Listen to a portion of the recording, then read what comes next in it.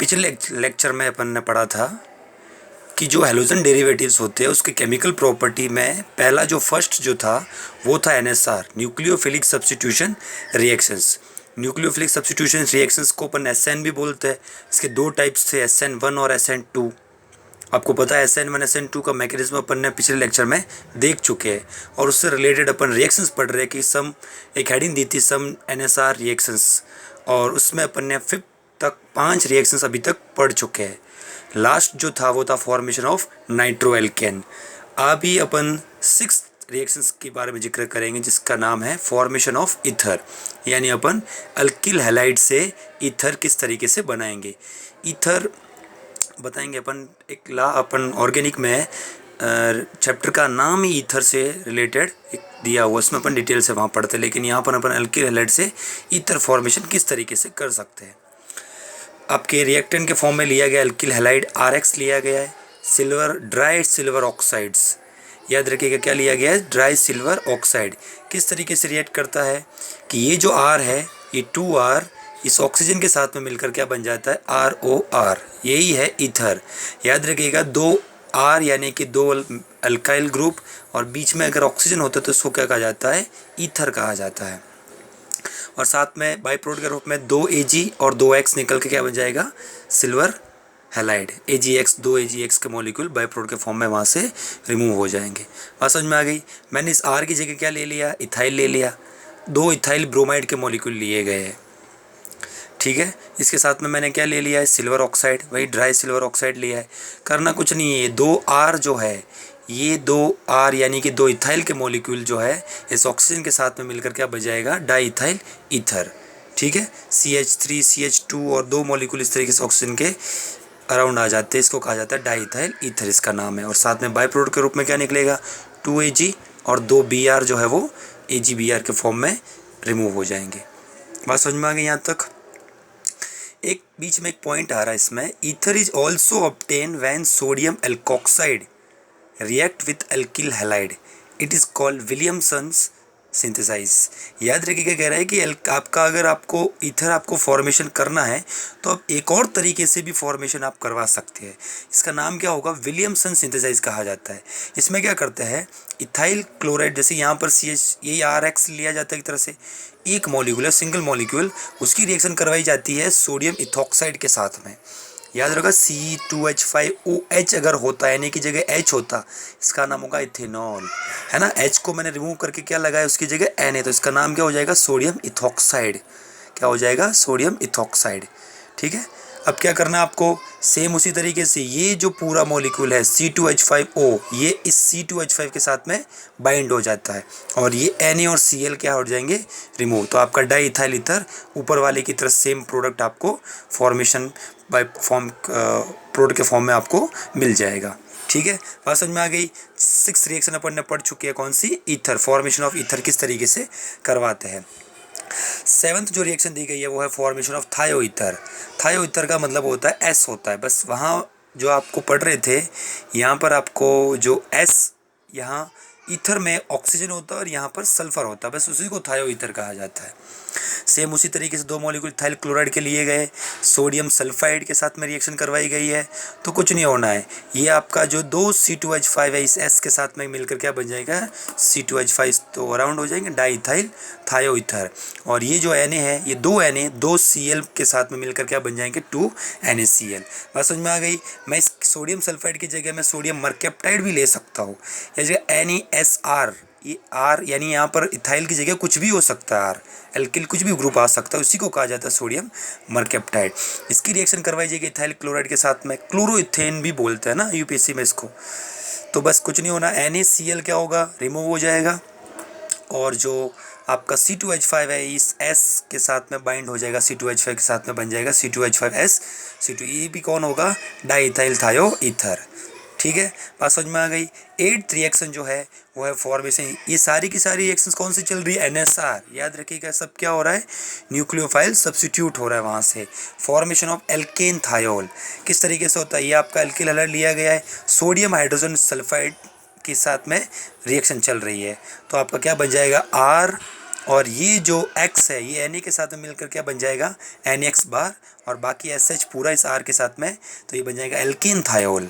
याद रखना RH तो एल्केन होता है, S आ चुका तो इसका नाम क्या हो जाता है, एल्केन थायोल।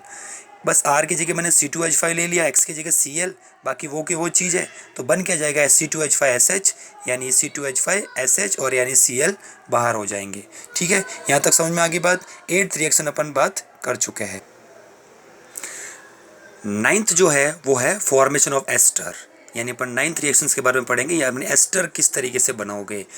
वही हैलाइड RX लिया गया है, RCOOAG, याद रखिएगा ये कार्बोक्सिलिक एसिड का डेरिवेटिव्स है ना। मैंने अगर ये RCOH होता तो कार्बोक्सिलिक एसिड होता, मैंने H को हटा करके AG लगाया उसकी जगह, तो ये एक तरह का क्या है, सॉल्ट है ना, सिल्वर सॉल्ट। कार्बोक्सिलिक एसिड का क्या हो गया, सिल्वर सॉल्ट हो गया। इससे अपन बनाने वाले हैं, कुछ नहीं होना, बहुत सिंपल सी रिएक्शन है। ये AG जो है इस X को क्या कर देता है, यहाँ से बाहर हटा देता है AgX, और बाकी जो चीज़ है वो यूं कि यूं R के साथ में अटैच हो जाएगी, बन जाएगा R C double bond O। इसको अपन अगर ओपन करें तो C डबल बॉन्ड O हो जाता है, C double bond O OR। ये आपका एस्टर है, ठीक है, इसी को कहा जाता है एस्टर। COOR ग्रुप कौन सा कहलाता है, एस्टर। बस R की जगह मैंने क्या लिया, इथाइल ले लिया, CH3CH2Cl। इसकी रिएक्शन वही, इस R की जगह CH3 लेके आ गया, बाकी वो का वही है, कुछ नहीं करना। AgCl बाहर होगा, AgCl बाई प्रोडक्ट के फॉर्म में निकलेगा, और बाकी जो आपका इथाइल है वो इसके साथ में बाइंड हो जाएगा, ये बन जाएगा CH3 C double bond O C2H5। ठीक है, इसका नाम देते वक्त, IUPAC नाम देते वक्त अपन पढ़ेंगे, पूरा एस्टर एक तरह का ग्रुप है, आगे आएगा चैप्टर में, उसमें इसका नाम देते वक्त आपको याद रखना है कि ये COOR जो होता है, इसको R यानी अल्काइल इथाइल दिया है, इसको आपको पहले लिखा होता है IUPAC में, तो ये हो जाएगा इथाइल, और पीछे 2 कार्बन है, इथेन है, और पीछे O8 लगाते, इसका नाम हो जाएगा इथाइल इथेनोएट, और AgCl बाई प्रोडक्ट के फॉर्म में। ठीक है, 10th रिएक्शंस का नाम है फॉर्मेशन ऑफ अमाइंस, यानी अमीन्स किस तरीके से आप एल्किल हैलाइड से बनाओगे। इसमें क्या होता है, एल्किल हैलाइड यानी एक सिंपल सा एग्जांपल से ही समझ रहे, इसका क्लोरोमीथेन लिया गया, अमोनिया के साथ में रिएक्शन चल रही है, तो क्या होगा, जो H है अमोनिया का वो Cl के साथ में, HCl बाहर होता है और NH2 इसके साथ में जुड़ जाएगा, तो ये आपकी बन चुकी है मिथाइल एमीन, यानी ये 1 डिग्री है। यार समझ में आ रही बात है, अमोनिया का अगर एक H रिमूव हो, उस एक H की जगह एक अगर एल्काइल ग्रुप उसकी अगर जगह आकर के अटैच है, तो उसी को कहा जाता है आप 1 डिग्री मिथाइल एमीन है। ठीक है, अगर आपका ये का ये रिएजेंट वापस रिएक्टेंट जो है वो अगर प्रोडक्ट है जो एक तरह से रिएक्टेंट बन जाए, एक नया मिथाइल क्लोराइड जो है रिएक्शन इसके साथ में करे, तो क्या होगा, वही HCl फिर बाहर होंगे, और ये CH3 इसके साथ में बन जाएगी, हो जाएगा डाई मिथाइल एमीन, जो कि 2 डिग्री है। ठीक है, अब क्या होगा, ये का ये आगे और रिएक्शन चलेगी, मिथाइल CH3Cl, एक H को Cl लेकर के बाहर हो जाएगा, आपको बन जाएगा ट्राई मिथाइल एमीन, यानी कि 3 डिग्री। ठीक है, बात समझ में आ गई यहाँ तक सबको।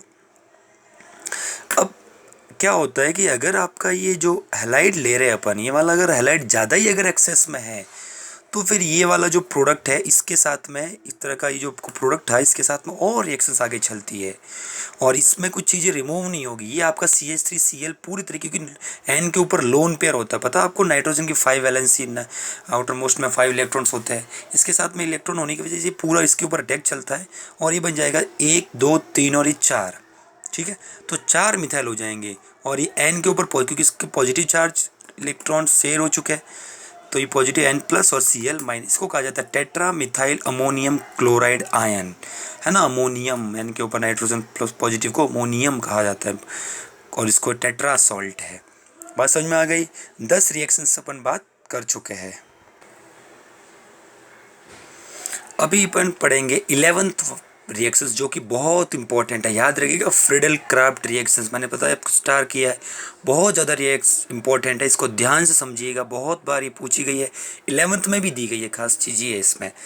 फ्रीडल क्राफ्ट रिएक्शंस होती क्या है, डेफिनेशन अगर इसके कहे तो कहे कि अल्काइलेशन और acylation of benzene in presence of Lewis acid, AlCl3 generally इसमें लुइस एसिड के फॉर्म में इस्तेमाल किया जाए।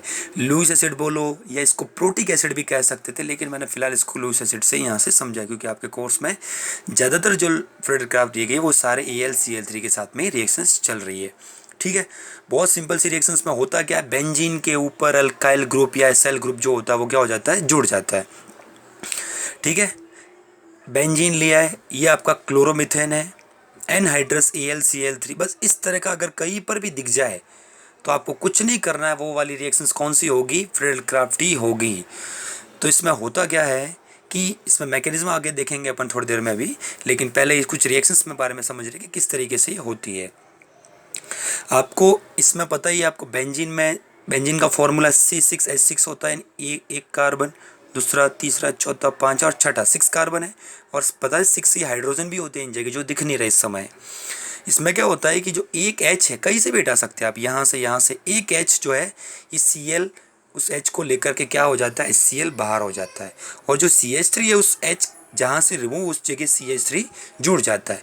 तो इस मैंने कंडीशन में यहाँ से हटाया, इस जगह से H को हटा करके Cl हटाया, तो आपका CH3 किस जगह लेगा, इसी जगह हटेगा, जुड़ेगा, बन जाएगा CH3 और बेंजीन के ऊपर CH3। इसका नाम अगर कहो तो मिथाइल बेंजीन, मिथाइल आ चुका बेंजीन पर। इसको एक और नाम है, बहुत फेमस नाम है इसका, टोलुइन। याद रखिएगा, टोलुइन इसी को कहा जाता है कॉमन नेम के अंदर, जो कि बहुत एक तरह का इंपॉर्टेंट नॉमेनक्लेचर में होता है। ठीक है, बात समझ में आ गई।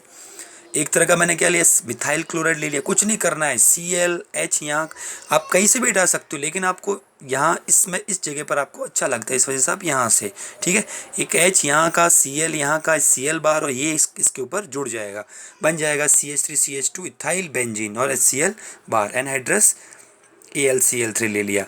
बात समझ में आ गई। ये एक रिएक्शंस, एक एग्जांपल हो गया इसका, एक फ्रेडल-क्राफ्ट का एक और एग्जांपल हो गया। एक और एग्जांपल लेते हैं 2 डिग्री वाला। ठीक है, CH3CH 2 डिग्री अल्काइल हैलाइड है, इसी का नाम क्या कहेंगे अपन, आइसोप्रोपाइल क्लोराइड। ठीक है, कॉमन नेम है इसको क्या बोल सकते हैं, आइसोप्रोपाइल क्लोराइड। इसी का नाम अगर आपको IUPAC देना हो तो क्या बोलोगे, 2 क्लोरोप्रोपेन। ठीक है, 2 पे क्लोरो मौजूद है और 3 कार्बन की चेन, इसलिए क्या बोलेंगे, 2 क्लोरोप्रोपेन।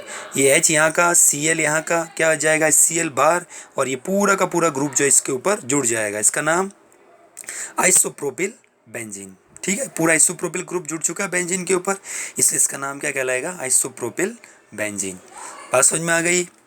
अब आप एक और एग्जांपल ले रहे हैं, देखिए ये आपका सिर्फ मिथाइल वाला, ये 1 डिग्री वाला, ये 2 डिग्री वाला, और अब बात करेंगे 3 डिग्री वाला इसकी, कि 3 डिग्री अगर हैलाइड हो बेंजीन के ऊपर तो क्या होता है, H और Cl क्या हो जाएगा, Cl बार, और ये पूरा का पूरा जो आपका ग्रुप है ये वाला, ठीक है, ये आपका क्या हो जाएगा, इसके ऊपर ये टर्शरी ब्यूटिल क्लोराइड है, याद रखिएगा, टर्शरी क्योंकि 3 डिग्री है, इसके ऊपर अटैच हो जाएगा ये वाला पूरा, इसी तरीके से टर्शरी ब्यूटिल बेंजीन, और HCl बाहर हो चुका है।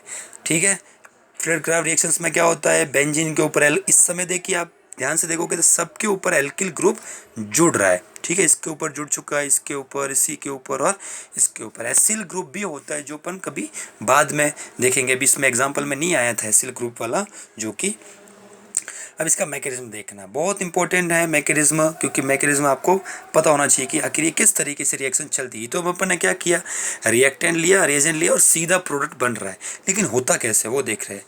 तो Friedel-craft reactions is the electrophilic substitution reaction of benzene.